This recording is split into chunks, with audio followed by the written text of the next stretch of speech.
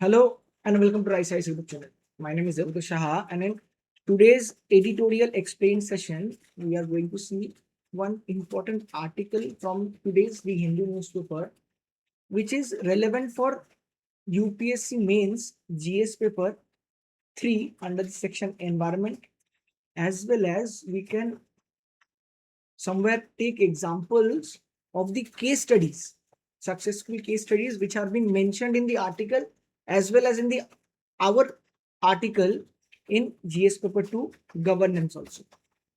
So what is the title of that article? Not binary, India can save its forest by winning the war on poverty, which means forest saving or developing or conserving forest goes hand in hand in eliminating poverty. That is this idea might be not very familiar to most of us, but that is the reality which the article points out through a study which institute has done. The same article has been framed by Rice IAS, keeping in mind all the important aspects which are mentioned in the article in the Hindu newspaper, which are relevant for UPSC, and certain things which the article is not mentioning, but it should be known to a aspirant. On that basis, we have drawn an holistic article for you with the same title. The next, if I study this article, you might be wondering where this article is going to help you. That we have already discussed, but how? How would we address by this question? Conservation and poverty alleviation are increasingly viewed as complementary rather than competing objectives. It is complementary rather than substitute. In this context, examine the role of community conservation in achieving sustainable forest management in India. 15 marks. Okay. Once we have seen the question, let's now directly jump into the article with the context. The context says a nature sustainability study, as I was mentioning earlier only, shows that better livelihood that can be related to eliminating poverty and lower forest dependency lead to higher biodiversity. Mark this two things: when you have alternative earning and good earning, you'd see somewhere there is high biodiversity because of multiple factors which we will see. Okay, now when the context is set, let's now jump into the introduction, the main part of the content. The sustainable forest conservation requires integrated poverty alleviation with biodiversity protection rather than treating them as a competing goals. Now, how should our introduction look like? Our introduction should give a fair idea of the article which we are going to discuss, or the dimensions which the answer or any content will be speaking on. On the same, we have given the same idea where poverty alleviation and protecting the biodiversity goes hand in hand rather than competing with each other. We see if we holistically improve one aspect, the other aspect automatically increases, or a decrease in one aspect will always ensure there is increase or somewhere good biodiversity in place. To be very specific, let's see the idea this way, where decreasing poverty will always ensure, most of the time it will ensure, as the study says, it will improve the biodiversity, whereas improving biodiversity is is a good indicator that there is elimination of poverty. Okay, once the again introduction is set, let's now directly jump into the what are the key findings that the survey has done and the article has pointed out. First, poverty biodiversity link, which I am already speaking of. Higher poverty and fuel wood dependency are associated with lower tree species diversity. When a community or a family is more poverty strict, poverty hidden, they will be more dependent on the livelihood of the forest. And once they are dependent, more dependent, we get to see there is lower tree species because of need for fuel. Next, alternative livelihood. We get to see when a community or a family or a person has alternative livelihood, like say farming or any other work, they are less dependent upon the income of forest income and more dependent on non-forest income, which again reduces the ecological pressure and improve the forest health. Next, human dominated landscape. We also see when there is non-forest income in place and we allow this indigenous people or the people residing in the forest to manage those area, we see there are which are crucial for biodiversity conservation beyond the protected areas. The core idea of the Forest Act of 1921, which was to protect the forest from these communities, was not very good. We have seen through these studies also, where we have taken a when the then government, the British government, had taken a stand of the indigenous community and the biodiversity are competing idea. But allowing them to manage the forest will always be a good idea, which the study also indicates. Wildlife corridors. We get to see ecological corridors enhance species movement and ecosystem resilience also. And at last, we see the finding, there is also a finding of opportunity deficit, which points out that diversity loss stems are more from the lack of livelihood opportunity rather than poverty itself. Therefore, because of lack of livelihood, we get to see these communities or the communities which are residing in those areas are dependent on forest produce, which is indirectly or directly affecting the biodiversity and also directly affecting their income level, for which they are into the poverty. The next, this is an additional point which the article does not mentions of, the Hindu article, but this idea or this difference should be known to every UPSC aspirant so as to have a clear idea. Sorry, this article had taken a notion of both of them on a similar notion as have drawn a flow into the article, but for our efficiency and for better understanding, we will differentiate community based conservation and community centered conservation. The first would be the focus.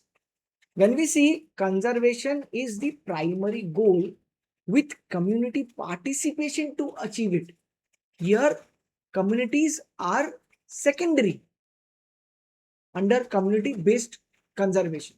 But under community centered conservation, we see community welfare and livelihood are starting point and not the end, with conservation emerging as the co-benefit. Here they are the primary, the core idea, the core objective in the community centered conservation. The same idea has been later clarified under the heading of role of community. We get to see community act as partners or stakeholder in conservation program designed by governments and NGOs. Whereas in this part, communities are placed at the center, the core of decision making, planning, resource, and governance. Here, the approach is conservation through community participation. Here, the approach is totally different, conservation through community empowerment and development. And at last, if we see an example, we get to see two examples. One is joint forest management, Holmill Nest Adaptation Program, and the other one is Snow Leopard Conservancy Community Led Ecotourism Livelihood Model. These two case studies are already mentioned into the article. So as to get a fair idea what these two basic differences are among these two, this chart was very much important. Now when the idea is set, let's now see the significance of community conservation, keeping the notion in mind both centered and based. Here there are, we see conservation partners, where local communities are the key stakeholders in long-term forest sustainability, as they are the ultimate guardian of the forest. It also somewhere we get to see livelihood security, the more availability of alternative incomes like non-forest income reduces the dependency on forest resource, which again helps the development of the biodiversity or the enhancement of the biodiversity. Therefore, community conservation is very much important. The next, participatory governance. We see community involvement in community improves forest protection and accountability, ensures accountability, where participation governance somewhere ensures that there is decentralization of ideas, authority, and as well as power. It somewhere also mentions the traditional knowledge in place which are required for the development of the biodiversity. Here, indigenous knowledge of the community somewhere strengthens the conservation outcome which we are again trying to. So again, if we see the community is less poverty stricken, we will see the better outcomes of the conservation, because they will use their traditional knowledge to enhance the biodiversity. And at last, somewhere it promotes the idea of inclusive conservation, where shared benefits create stronger incentives for biodiversity protection.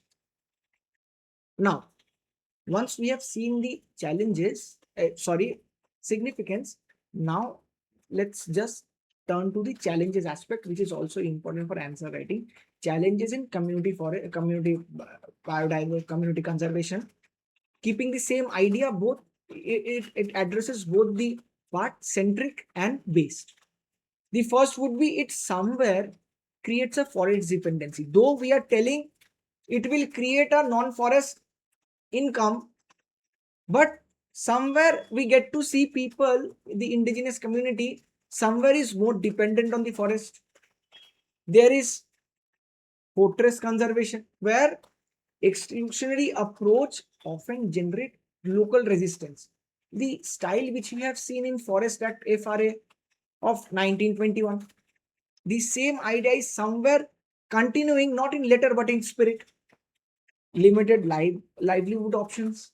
When we see, even when we are speaking of that we need non-forest income, we get to see there is limited alternative to all those communities or somewhere to drive the unsustainable resource use.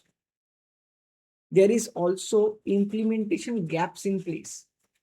Though there we are speaking all the roses, but we see there is weak funding in this, and institutional hindrance, always an exclusionary approach in conservation program. We see unequal benefits in place, where community receive limited gains from the conservation ecotourism. And at last, fragmented policy fragmentation, where small parts are being addressed in different acts. Therefore, we get to see some fragmented approach. Poor coordination between conservation and development policies reduce its effectiveness somewhere. So now, before drawing the way forward of these challenges, let's just see some beautiful conservation models that has been implemented so far. The first would be the Snow Leopard Conservancy. It is in Ladakh, where we see community over there somewhere ensures the ecotourism and manages the homestay, where link between wildlife conservation and community-based livelihood is being shown. Again, livelihood ensures less poverty, which will have effect on conservation of biodiversity. The next is mangrove co-management in Maharashtra. Yes, you heard me right, in Maharashtra, not in West Bengal, which combines ecosystem protection with sustainable economic activities. Again, sustainable economic activities improve their level in poverty, conserve the biodiversity. The Hornbill nest adaptation in Arunachal Pradesh converts former hunters to conservation stewardships or conservation stewards, where the hunters are now being somewhere promoted or somewhere motivated to conserve those animals species. And at last, when we see a initiative of clean energy initiative, where LPG access reduces the fuel wood dependency and forest degradation in place. Again, when we have clean energy in place, communities over there would be less dependent on the fuel woods, which will again have effect on variety of plant species in place, directly affecting the conservation policy. Now, keeping all those things in mind, let's just now draw a balanced way forward to end the question and start the conclusion on a good note. The first would be the promote sustainable livelihood, which will again expand the agroforestry, ecotourism, and rural enterprises. Will again have effect on poverty. It will somewhere strengthen the community governance, where the idea should be based to centric, where community should be in center and core, enhance participation forest management, expand clean energy through LPG, CNG, reduce dependency on fuel wood through cleaner alternatives, again will help in biodiversity conservation, improve benefit sharing, allow all the stakeholders to have proper benefit sharing, which will ensure local communities gain from the conservation revenues, which will again help them in poverty, to reduce their poverty, come out of poverty line.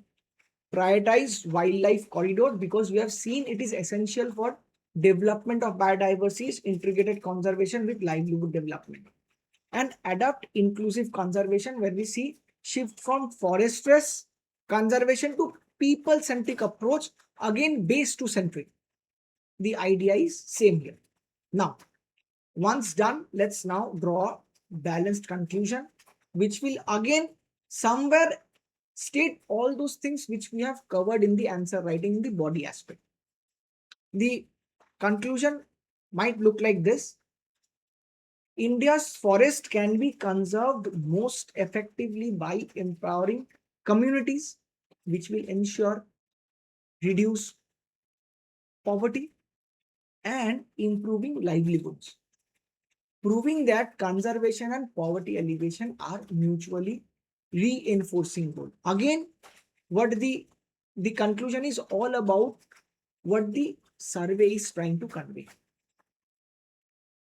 Okay, this was the end of the discussion. Then I hope this session and discussion was indeed helpful for your preparation, and if you feel so, I would also like you to do like the video and subscribe to Rise High YouTube channel to get more videos or video update like this. Thank you once again. Keep preparing.